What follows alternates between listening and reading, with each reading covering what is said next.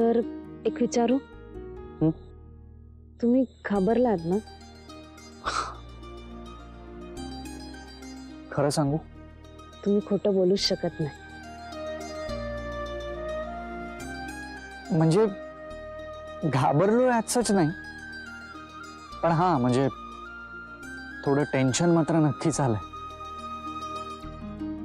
काय की आपण दोघे असे ह्या अननोन ठिकाणी, जंगलात, परतीच्या कुठल्याही वाटा आपल्याला माहित नाहीये.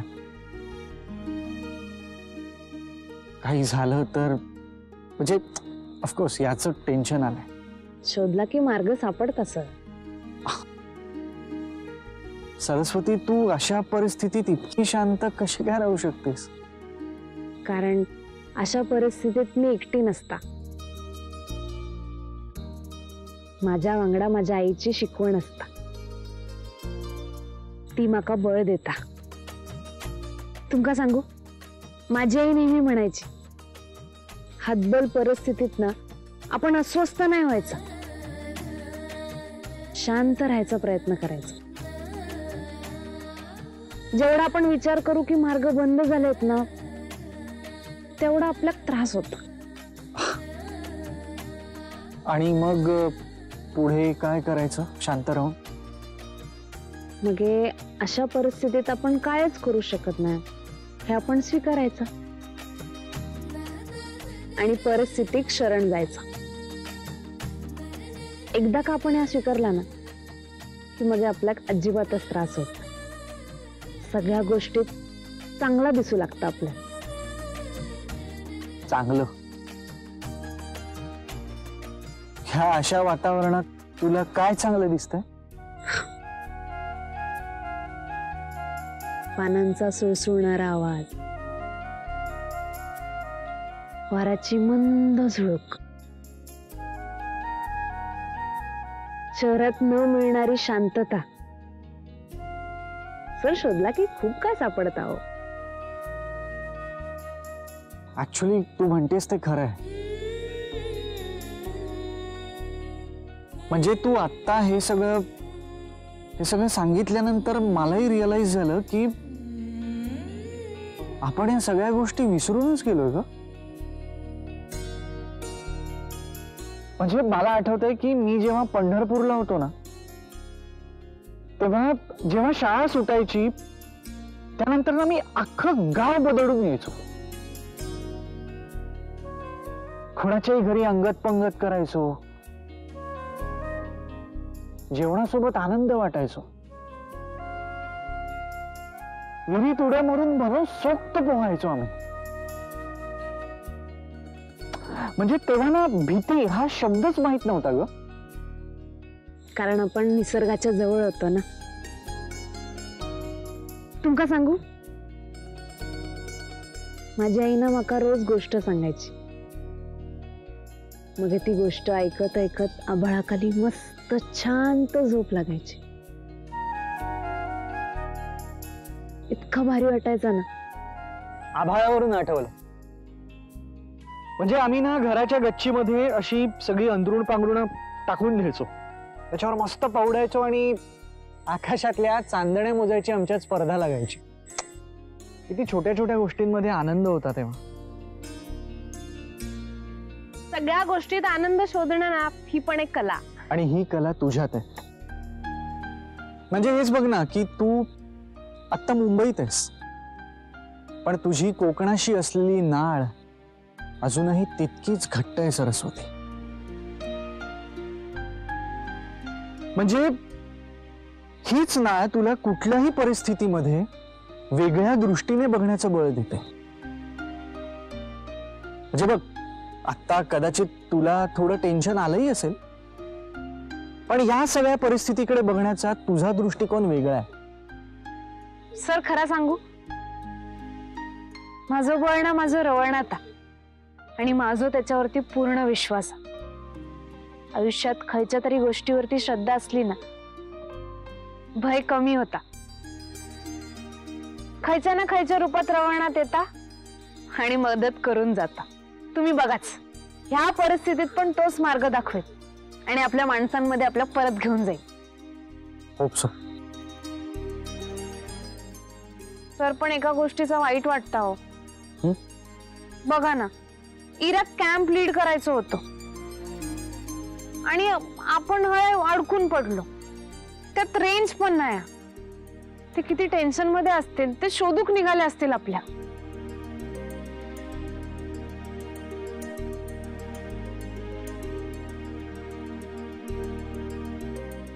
कसं जमतं तुला सगळ्या परिस्थितीत इतकं पॉझिटिव्ह राहणं?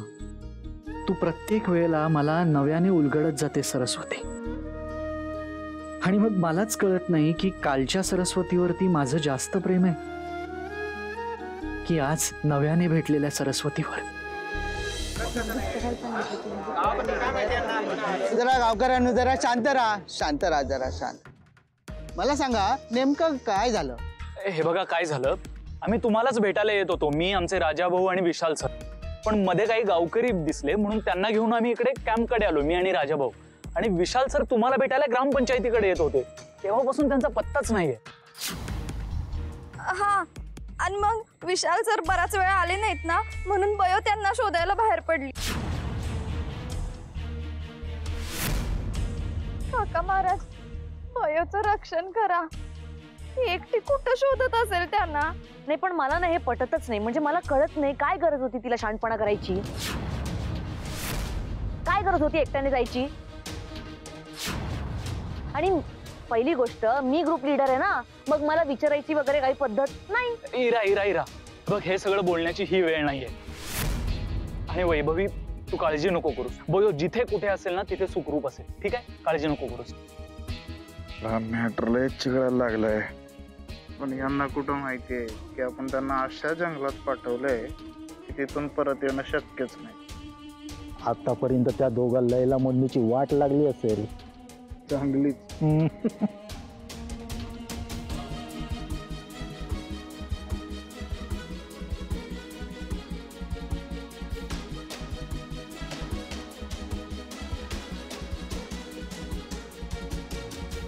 आरव तू परत ट्राय कर की. अगं वैभवी, मी मगापासून ट्राय करतोय पण लागतच नाही दोघांचाही फोन. आता ते दोघं एकत्र आहेत की वेगळे आपल्याला ते पण माहित नाही. काका महाराज, दोघे एकत्र असू द्या आणि सुखरूप असू द्या. दोघांचाही फोन स्विच ऑफ येतो. ए इरा, तुझे बाबा कुठपर्यंत आले ते विचारण्यात आणण्या. नाही, बाबांना अजून 30 मिनिट्स लागतील इकडे यायला. सरपंच साहेब, हे बघा, आम्हाला इकडे सगळ्या स्टुडंट्सची काळजी. आम्ही सकाळपासून इकडे आलो, पण माहित नाही हो, सकाळपासून काही ना काहीतरी विचित्र घटना घडते. म्हणजे सकाळी आम्ही इकडे आलो, कॅम्प वगैरे लावला, त्यानंतर इकडे गुंड आले, त्या लोकांनी आम्हाला धमकी दिली. आम्हाला काही कळत नाही. बरं, ते गुंड बाहेरचे होते की गावातले होते का? हे बघा, ते गावातले गुंड नसणार, पण तुम्ही काही एक काळजी करू नका. मुलांची जेवणाची सोय, राहण्याची सोय मी इथे जवळच ग्रामपंचायतीत करतो.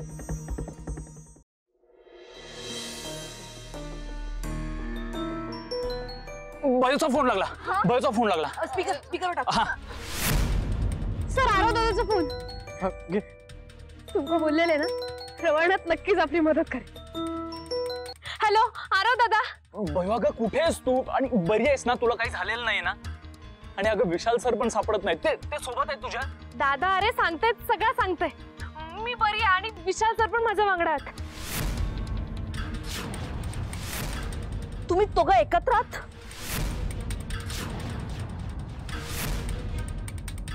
हॅलो, ऐकू येतंय का? मी सांगताय सगळा. बयो, तुम्हाला न सांगता कशी गेलीस? इरा इरा, एक मिनिट. बयो, मला सांग, आता नेमकं कुठे आहे तुम्ही? अरे आरव दादा, आम्ही ना एका जंगलात अडकलोत.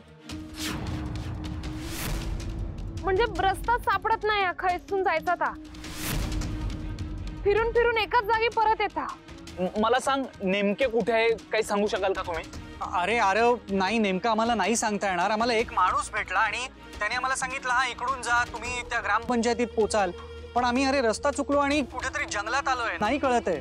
चकवा लागल्यासारखा झालो आमका काहीच. बयो, हॅलो आरव दादा. बयो, हॅलो हॅलो. परत लाव डायल बॅक कर. रेंज गेली असेल पटकन. सर्व फोन स्विच ऑफ झालो. लागतोय नाही यार स्विच ऑफ येतो. फोनला अजूनही रेंज नाही ते कुठेच. ठीक आहे, निदान त्यांना कळलं तरी आपण अडकलो खय तरी, ते गावकऱ्यांका घेऊन येतीलच. Hope so. मी काय म्हणते, आपण पोलिसांकडे जाऊया, पोलिसांकडे तक्रार नोंदवूया. ते लोक एकटेच जंगलात, त्यांना लवकरात लवकर तिकडून बाहेर काढण्याची गरज आहे. हे मला पण तेच वाटतंय. पोलिसांना फोन केला पाहिजे, पटकन काहीतरी करा. एक मिनिट सरपंच, मी काय म्हणतोय, आपण पोलिसांना बोलवणार, ते इथे येणार, मग इन्क्वायरी होणार आणि मग ते शोधणार. यात खूप वेळ जाईल. मी काय म्हणतोय, आपण एकत्र येऊन शोधलत ना तर लवकर पोहोचू त्यांच्यापर्यंत. हो, पण आपण त्यांना शोधायचं कसं? गावच्या तिन्ही बाजूला जंगल आहे. जंगलात हिंस्र प्राणी फिरत असतात, वाघ, बिबटे. रात्री जंगलात जाणं योग्य नाही. अहो सरपंचजी, पण बयो आणि विशाल सर पण तिथे अडकलेत ना त्या भयानक जंगलात. आणि आणि ते काय करणार रात्रभर तिथं? आणि त्यांच्या जीवाला काही बरं वाईट झालं तर? नाही, आपल्याला काहीही करून ना त्यांच्यापर्यंत पोहोचलंच पाहिजे लवकरात लवकर. अहो पण रात्रीचा जंगलात धोका आहे ना.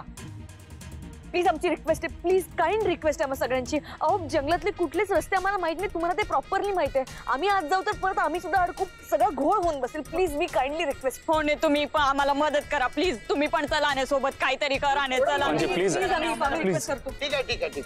तुमची 2-4 माणसं माझ्या बरोबर चला. आणि बाबू, पिंट्या, तुम्ही त्या मुलांची राहण्याची जेवणाची सोय करा. चला. वैभव तू थांबा, मी आलो पटकन. तू थांब इथं कॅम्प.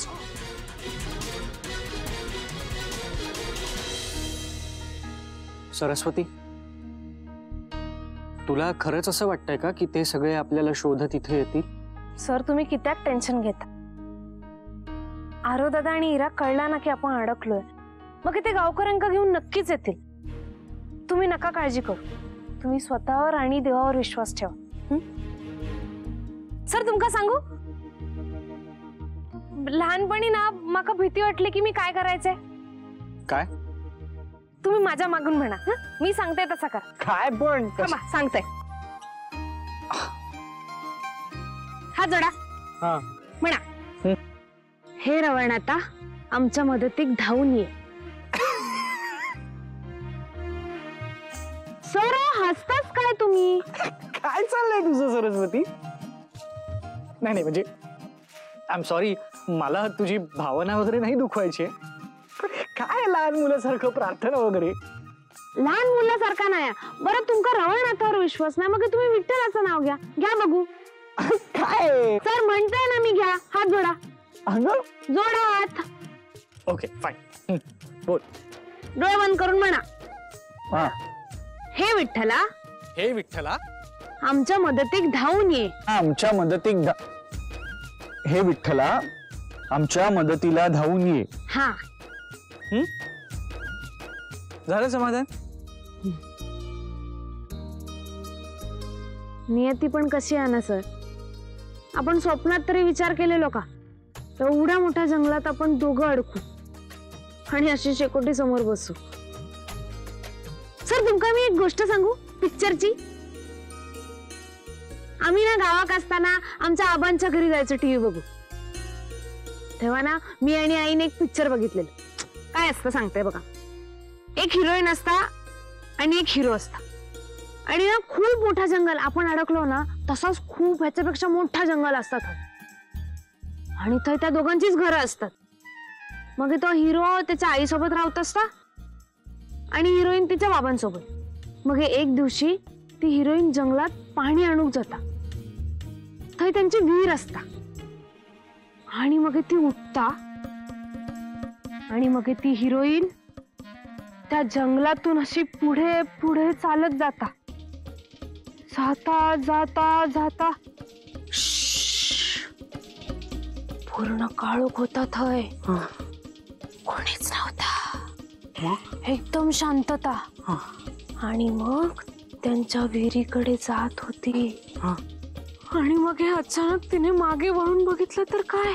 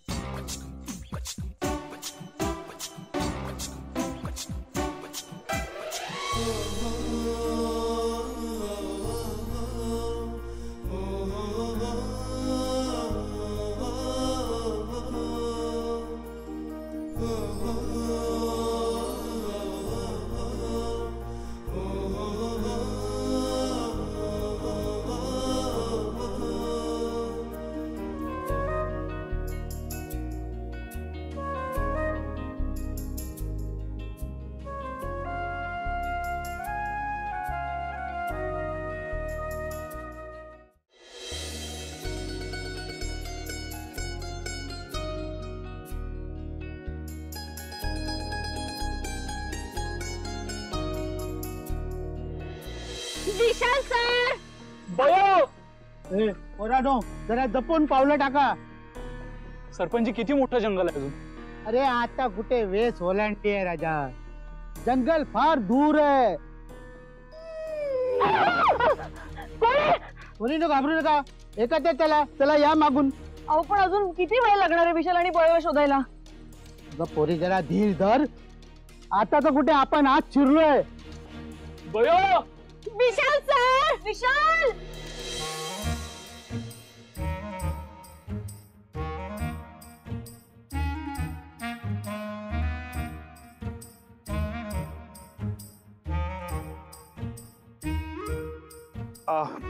पाणी हवंय का?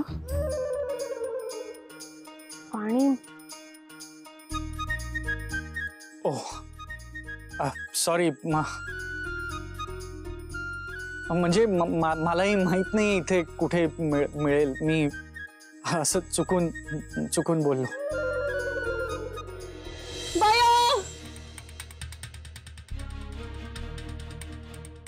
सरपंच ही एक छोटी वाट दिसते इकडे, आपण तिकडे बघूयात. हो हो चालेल चालेल. ए पोरी तुम्ही इथेच थांबा. तुम्ही इथे दोघं या पोरींबरोबर थांबा जरा, आम्ही जाऊन येतो. ए लवकर या हा. हा ठीक आहे चला सर. चला.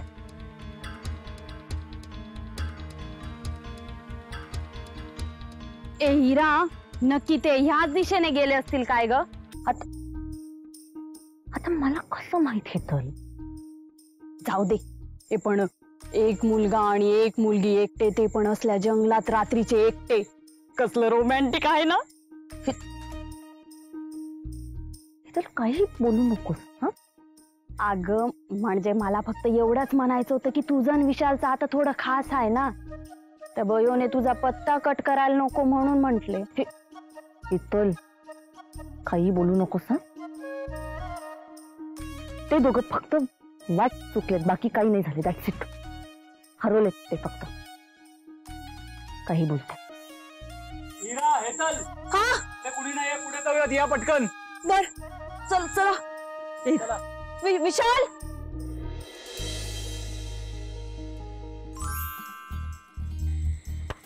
विशाल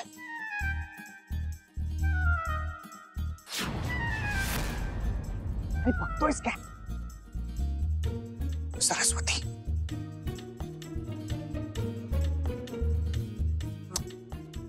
अरे अशी संधी परत नाही मिळणार. अरे बोल ना.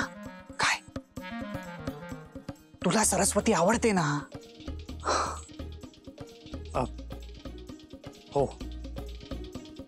अरे मग कर ना प्रपोज. अरे पण असे आम्ही आता इथे अडकलेला असताना कसं प्रपोज करू? अरे बोल ना. ओके ओके जातो.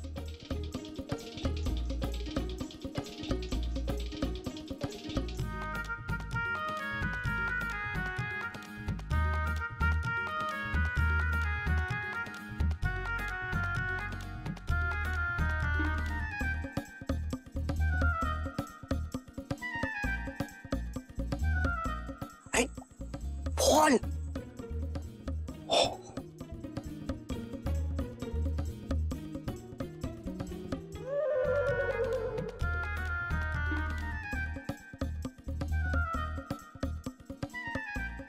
तुमका माहितीया आम्ही ना गावात असताना हिवाळ्यात रोज शेकोटी भेटत. खूप मजा यायची.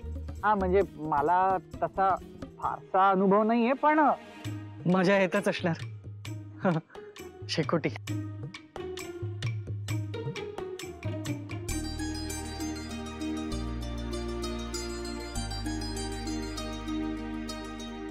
सरस्वती तू माझ्या डोळ्यात पाहिलंस ना की मला पुढे काय बोलावं तेच कळत नाही.